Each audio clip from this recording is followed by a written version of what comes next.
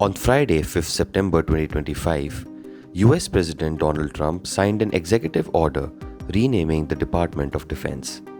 From now on, it will once again be known as the Department of War. The Pentagon carried that title until years after the Second World War, when leaders wanted to emphasize prevention and stability rather than permanent mobilization. Parliament formally created the Department of Defense in 1949, bringing together the Army, Navy, and the newly formed Air Force under one structure. Trump says the old name sends a stronger message. At the signing ceremony in the Oval Office, he called the move about winning and described it as a shift in attitude. Defense is too defensive, he said.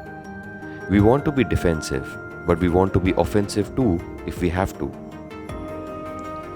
The order allows Defense Secretary Pete Hegseth and his deputies to use the titles Secretary of War and Deputy Secretary of War in official communication. Hegseth has long supported this change.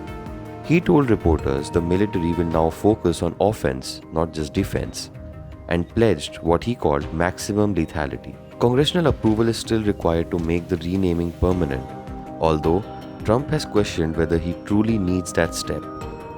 Republican allies quickly introduced legislation in both the House and the Senate to support him.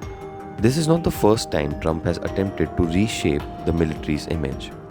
He presided over a large-scale parade in central Washington, restored the original names of bases that had been changed after the 2020 racial justice protests, and created military zones along the southern border during his immigration crackdown.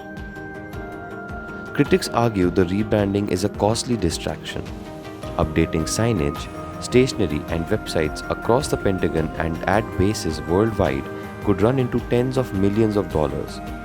For comparison, the Army estimated $39 million simply to rename 9 bases under Biden administration. Historians say the shift also carries symbolic weight. After the Second World War, the United States deliberately moved away from the word war to signal a new era in which nuclear deterrence and diplomacy were seen as the key to preventing global conflict.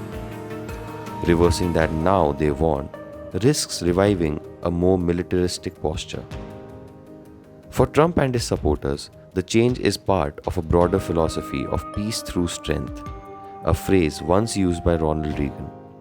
And for the first time in more than 75 years, Washington is once again speaking from the Department of War.